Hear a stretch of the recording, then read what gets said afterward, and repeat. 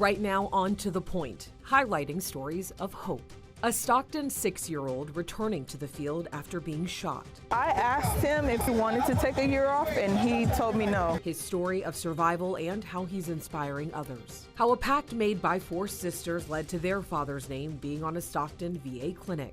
Sharing culture through food. Why a UC Davis professor is reimagining farming. Life after a heart transplant. Retired Kings player Scott Pollard shares new details about his recovery and his message to others. Plus how a local principal is going above and beyond for his community. Thank you for joining us. This is a very special edition of To The Point. I'm Alex Bell, and over the next half hour, we are highlighting local stories of hope from the past year. Like last December, a 6-year-old boy was shot in downtown Stockton. His injuries threatened his dream of playing football, but only temporarily. ABC 10's Gabriel Porras shares an update on his recovery. The 6-year-old King Gamage isn't much of a talker. How are you feeling today? I'm good. Unless it's on the field. He's a leader, too. He's a natural leader. And he tries hard every time he's out there and everything. He's a star. Player of the game twice in one season is like, that's a big deal. He's leading the stretches now. Down the middle. Ready. Begin. I made a touchdown. I made 2 tackles. Good runs. But just 9 months ago, life tackled him. In the beginning, it was very difficult because I wish that I could take his pain away. The past can also be hard to talk about. Because I got shot. So my son was hit in crossfire on December the 16th. He was sitting in the car at a store, and the bullet nicked his hip, to which impaired his walking completely. But weeks confined to a couch, then a walker, couldn't tackle King's spirit. I asked him if he wanted to take a year off, and he told me no. His cousin turned trainer. What else you gotta work on? Getting faster. Was just as surprised. I didn't want him to come back on the field so fast, but he just proved that, he proved everybody wrong that he could go back on that field. A 6-year-old whose actions are his words. Go King! Go King! Go King! Turning life's tackles into touchdowns. And he just fully used it as a recovery method. He did his physical therapy on the field. For me, it's a miracle. He's a superstar. He's going to go somewhere soon. I see it in him. In Stockton, Gabriel Porras. Because it's the best sport. ABC 10. Community organizations continue to take steps to provide activities to keep youth away from violence. One organization called Hooked on Fishing, Not Violence helps introduce kids to the joys of being outdoors. They help provide experiences like taking care of farm animals, horseback riding, camping, and fishing. The founder, Timothy Poole, says the purpose is to help at-risk youth. Some of our youth come out of juvenile hall. Some of our youth are at risk by their grades, their behavior, and things like that. So we are trying to change their mindset by bringing them out and letting them think of different ways that they can enjoy life. Hooked on Fishing and Not on Violence started in 2011. They've provided experiences for more than 4,700 kids and teens. Our state is home to more than 1.8 million veterans, and that's according to the California Census. In our area, a new VA clinic in Stockton is helping them. And when you drive up, you'll see the name Richard A. Pittman. His daughters say that he's a Stockton native, a veteran, and a hero who spent his retirement fighting for veterans and their health care. Hometown hero, Master Sergeant Pittman. Our name. Hi, Daddy. The one thing we can truly give meaning to. Names can feel familiar or unforgettable. That is our dad's flag. We were asked if we would mind having Daddy's flag on display, and we were honored to have it here. So my dad's featured on it right there. We sat down with twins Tina and Gina Pittman to learn about the man behind their family name. Our dad was larger than life. 10 feet tall and bulletproof. Exactly. Richard Pittman, a self-described poor kid from Stockton who joined the Marine Corps in 1965. He was blind in one eye and cheated to go active duty. I remember being like, Dad's blind in one eye? We had no idea. Because we swore he had eyes in the back of his head. In the back of his head. I don't think we ever knew. And turns out when he was in Vietnam, neither did they. His heroic actions during the Vietnam War would send him home a decorated soldier. That's when Richard earned a new name. He was everybody's hero. In 1968, Richard was awarded the Medal of Honor, the United States Armed Forces' highest military decoration, a life-changing moment followed by another. While they were there for him to be decorated at the White House is when our grandmother figured out my mom was pregnant. Twins. Surprise! Pittman baby 2 at your service. And then Richard earned another name. This is our favorite picture of our dad, pretty much, because this is how we saw him in his everyday uniform or his camis, every day. A name he wore as proud as his uniform. Oh, Saturday morning PTs. Oh, we could tell you stories. What was that like? So we could not exercise. Yes. My dad said at one time that ribbon to him was off the blood, sweat, and tears of other men. Who gave their lives. And that he wore that to represent them. He earned that medal without a doubt, but that wasn't all he was. And he said, I've done quite a few things in my life I'm proud of. I have 4 of them. Master Sergeant Richard Pittman served in the Marine Corps for more than 2 decades before deciding it was time for a change. Because I said, what are you going to do? You can't retire. You're too young. What will you be? What will I tell people you are? And there was this long silence, and he said, well, I thought I'd just be your dad for a while. Could we try that and see? And I was like, oh. After being dad for a while, Richard earned another name, Grandpa. This is his 2 oldest grandsons. They were his pride and joy since he had no boys. He was robbed, I tell you. Richard's commitment to country marked in history. In his community, it's sealed on the school where his grandchildren walked the halls. He used to say that his grandkids were do-overs all the time. All while Richard was still fighting another war. My father suffered from PTSD from the day my dad came home from Vietnam until the day that he died. He struggled with it. He did perimeter checks every single night, all night long, until he died. He used to joke that we should put on his headstone, finally a good night's rest. And there was no cause to him bigger than taking care of our veterans, making sure they had everything they earned. Richard, Master Sergeant Pittman, hero, dad, grandpa, passed away in 2016. But his fight for veterans care is still alive. The 4 of us made a pact when Dad died that we would do our best to ensure his legacy. His name now on a VA clinic in his hometown, Stockton. When our dad needed care the last 5 years, he had to go all the way to Palo Alto or all the way to Livermore. It should be as easy as them picking up the phone and saying, I am a veteran and you have a clinic. I need to be seen. As a country, as a people, we owe them that. At the very least, we owe them medical care, mental care. Richard Pittman, a name familiar to his community, unforgettable to his family. And I personally want to thank the Pittman family for sharing your father's life and legacy with us and trusting us to tell his story. That VA clinic in the Stockton area is open and currently catering to 25,000 veterans. And if you are a veteran watching this right now, I also want to say thank you for your service. It does not go unnoticed. Next on To The Point, reimagining farming, how one UC Davis professor turned her grief to action. Plus, a hopeful recovery. Hear from retired Sacramento Kings player Scott Pollard on the mend after a heart transplant. And later in the show, how one local principal is going above and beyond for the students he serves.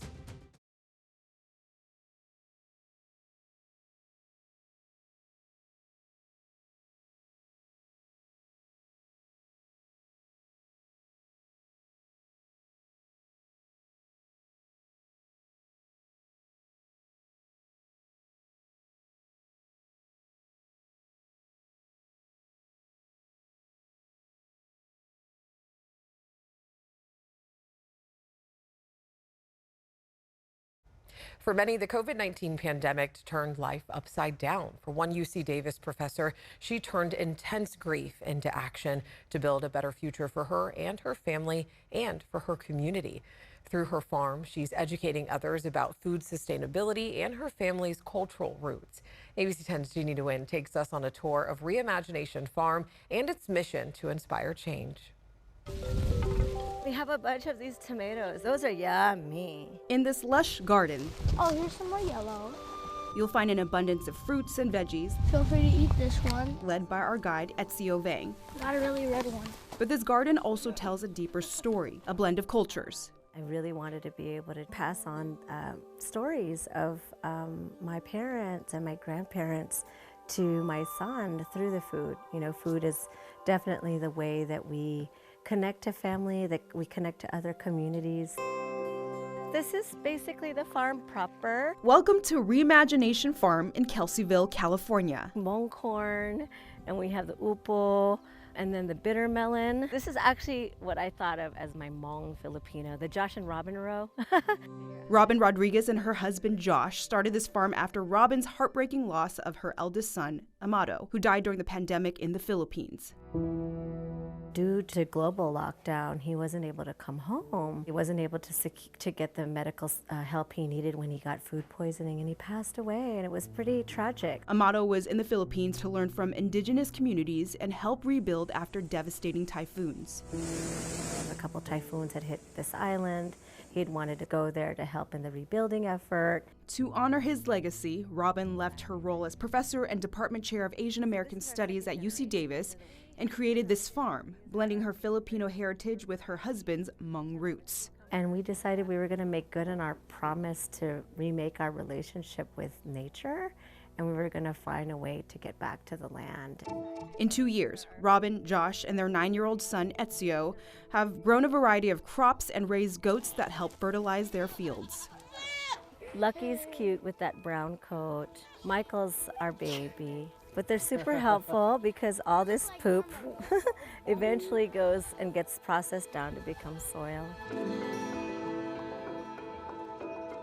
Their farm also celebrates their cultures with a mini store inspired by the Philippines and a performance space for community events. In the Philippines, it's really common to have sari-sari is sort of like this and that stores. This farm has become a hub for gatherings, education, and a place where Ezio offers his own touch of healing. I give tours and healing sessions, so if you need some later, I can help out with that. It's a place that nourishes both body and spirit, continuing Amado's mission and life purpose. He's like, Mama, if you ever get a chance to, you need to get land. Bring community together. Make sure you learn and teach this because we need this for ourselves and we need it for the earth. In Kelseyville, Jeannie DeWin, ABC 10. And the Reimagination Farm has events every month. For details on how you can attend, you can head to our website, abc10.com, for more details. Next on To The Point, a life-saving heart transplant. How retired Sacramento Kings player Scott Pollard is recovering and also paying it forward. And she is on a mission to get her golden wings. How one woman is defying the odds by skydiving at the age of 85.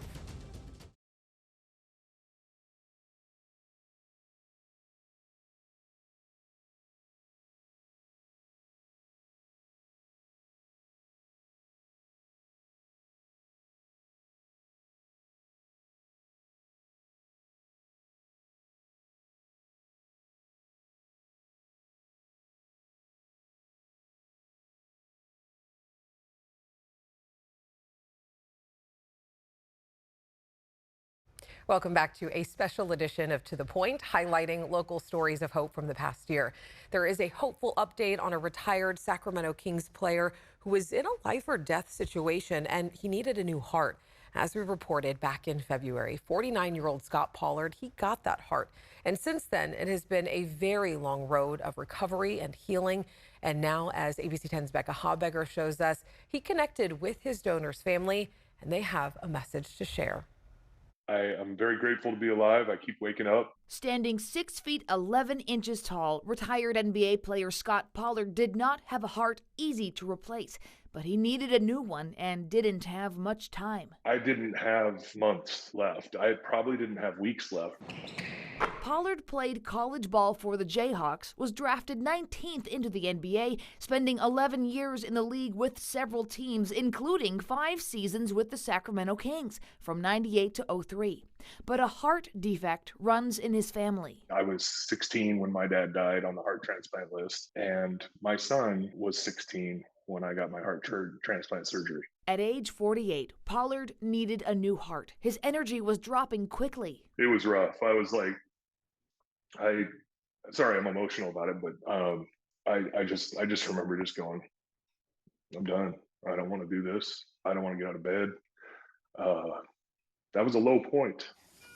On February 16th, 4 days after his 49th birthday, which he spent in the ICU at Vanderbilt University Medical Center in Nashville, Pollard received a heart. Casey is my donor's name. He's a big dude. He was 6'3". My doctor said that's about as short as we could go, but his heart is big. It's pumping. It's working. I'm very happy that the family is okay, and they're still processing. Of course, they've lost a loved one. It was not expected. He got sick and ended up contracting pneumonia, and he couldn't kick it. He calls Casey's gift bittersweet. I mean, how more bittersweet could something be when there's a loss and a new life? Pollard recently met Casey's family. He was a big man and a giver. They said he never met a stranger. And Casey's big heart got even bigger. I'm the tallest dude Vanderbilt's ever transplanted. They don't know what's going to happen. My heart grew. Casey's heart grew in my chest. They measured it. They're like, hey, so your heart grew. And I was like, oh, okay. How often does that happen? They're like, never. I said, so how do we explain that? And they said, well, it's in a king-size bed now, and it's just starfishing. Pollard has 4 kids, ranging in age from 8 to 26. Doctors tell him it's uncertain exactly how much this new heart will extend his life. We just want to keep this heart beating as long as possible. So I'm in a rush to make memories with my family, first and foremost. I'm in a rush to help other people with whatever I've got left. I'd like to say I've got a decade. Casey was only 46, so I've got a 46-year-old heart. That's not old, so I'm hoping that it ends up that we defy the odds. He's grateful to Casey and his family. He didn't get to live a long life, but now I've hopefully got to live a long life and carry forward his legacy. It's time for another Transplant Tuesday tidbit. He and Casey's family are now advocating for organ donation. He helped 5 people with his corneas, his kidneys, his skin, and I got his heart. A heart on a mission to help save more lives. Becca Habiger, ABC10. Signing up to become an organ donor is quick, easy, and free. All you have to do is just sign up through Donate Life California. And Pollard says even if you are signed up through the DMV, you can also double check and make sure that you are on the registry at the Donate Life website.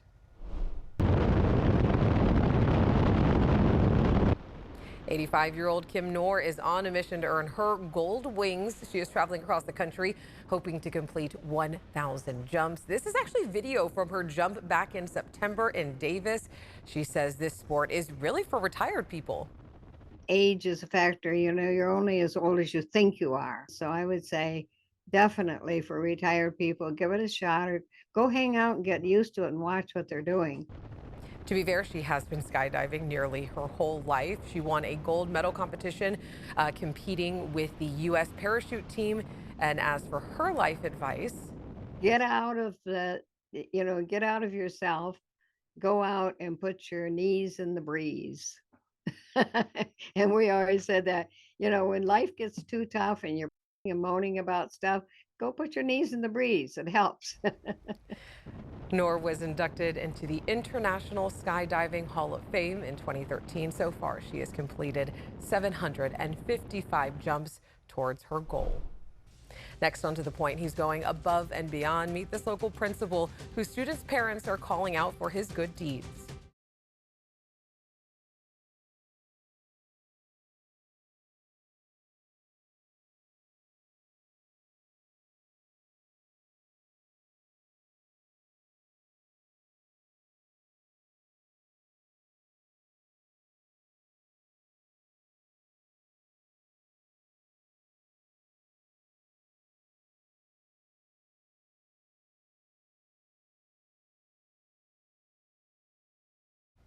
Welcome back. Decades after a tragic loss, a twin brother is honoring his twin with a book by keeping his memory alive. Jeff Selvey from our sister station in San Diego reports. Here's some great twin pictures. Dave and John Lamb were identical twins who shared a magical Southern California childhood. You two really are identical twins. I mean, can't tell you apart. You can't? Here, let me try this. Can you do it now? These old pictures even fooled John himself. Any picture of the two of us up into the age 10, I don't know which is which. Tragically, that bond was broken in 1971. Dave, at age 18, was killed in a car crash. I was in the car, my friend was driving, but it took out my brother. He was sitting in the passenger seat. Before he died, Dave wrote and illustrated 3 children's books. These are the originals. This is The Creature. And basically, this book is about karma. And the characters are so great. The Critter. This is about picking up after yourself, picking your toys up, cleaning up your room. Here's the varmints. The third book is about respect. And being grateful and being kind to one another. He never finished the books? No, he didn't. 50 years passed until one day John, now known as Pop Pop, snuck the varmints into his grandson Elvis's bookshelf, which led to a surprising phone call from John's son. And he's going, Dad, you didn't tell me you left that book in Elvis's bookshelf. And he said, well, it's his favorite book. He just loves it. I said, really? And he said, Dad, you got to think about completing it. Pop Pop did just that. This is a remake of Dave's work. John spent his life becoming a legend in animation. You've won an Academy Award. In 1979. And then there's something in that box over there, isn't there? And this is an Emmy? He may animate the varmints, but more memorable than any award is reading this book to Elvis. Varmints live in every town. Every now and then one comes around. Where's the ladybug again? Elvis asked his Pop Pop to hide a ladybug on every page. The book is a gift to his grandson. That was a heck of a sneeze, wasn't it? But it's dedicated to Dave. That's a bug on a bug. John will never see his twin brother again. Yeah, he can't survive. But thanks to the varmints, Dave's characters were brought back to life to live forever. What do you think Dave would think about the varmints? I think Dave would be absolutely thrilled. And we get the opportunity to tell our community stories because many of you at home reach out to our team, like the Stockton mom that you're about to meet, who had a few things to say about her kid's elementary school principal who's going above and beyond. Raise your hand if you were done with science. It's the little things. I've never seen a principal out there doing crossing guard in their 3-piece suit. I've never seen a principal out there sweeping up the parking lot. That Westwood Elementary parent Rosalinda Valencia notices Principal Joseph Ward doing for her kids. I definitely smile. Thank you for being a caring principal and always putting the needs of the families and the children first. They want it. They want the garden. Westwood Elementary is just a wonderful community. Mr. Ward has been the principal of Westwood Elementary for 2 years. When you walk on campus, there's a sense of belonging here that I think the kids feel, I think the staff feels, I think the parents feel. Admittedly, he wasn't always the easiest student to work with back in the day. I've had my trips to the principal's office, so to speak. But the support and mentors in his life made a difference, something he hopes to pass on to staff and students at his school. To me, it feels like I'm paying forward in the best way I can, the people that have poured into me. I love to help where I can because I think that's my purpose. You know, that's why I'm here in education, is to be supportive. He's grateful for his students, parents, and staff, and to the mom that wrote into ABC10. They're very kind words and a kind act, and I hope to earn that and repay that every day. See you later. Thank you. And we always want to know what's going on in your community, so make sure you send our team an email at to-the-point@abc10.com. Thank you so much for watching and for inviting us into your home. To The Point does not end here. To watch stories that are featured on our show, make sure you download our free ABC10 Plus app wherever you stream. Thanks for watching ABC10 Plus. And now that you're here, why don't we take a look around and see what else is here? The very first tile on your left is always going to be streaming 24/7. You can find us adjacent to that, breaking news if it's there, and then right next to that, a replay of the most recent newscast. Whether it's ABC 10 Morning News at 5, 6, or beyond, it's going to be there. The forecast beyond that, and then right beyond that, the news that matters the most. Now that you know the basic tiles, let's go up to the top and take a deeper dive into news. We have every single newscast that you would need, including To The Point with Alex Bell, taking a deeper dive into the issues. Beyond that, ABC 10 Morning News at 5 and 6 and 11, the evening shows as well. Below that, you can watch the top stories from To The Point. Under that, Dollars and Cents, where you can learn how to navigate this challenging economy. And below that, you can watch our award-winning ABC 10 Special Investigations, where we hold the powerful accountable. Going into weather, look, it's the 10-day forecast, getting you ready for the weekend and beyond. Beyond that, sports. I know you care about the Sacramento Kings. We have the most comprehensive guide to anything, everything Kings in the locker room and on the court. We have it. Below that, I know you care about the San Francisco 49ers. We can't mention Bay Sports without talking about the Oakland A's. We have that too. What's super exciting, I know you care about high school sports. You'll never find a more comprehensive guide and team dedicated to high school sports. Backing out again, come up to the top and join me on Verify. I'm super excited about this. Our experts are checking the facts, verifying the truth for you. Jump up now to shows. Very excited about this. Oh, look, it's Take a Look. This is my show. I love movies, and if you love movies or streaming shows, whether it's on screens this big, or this big, it's Take a Look. Recently went behind the scenes, sat down with Lady Gaga and Joaquin Phoenix to talk about Joker 2. I love the movie, and oh, I just heard you shout you hate the movie. Jump in, we talk about it on this show. Other shows, Bartell's Backroads, go up and down the state of California, tank of gas getaways, one fuel cell getaway, like places like the Toy Museum.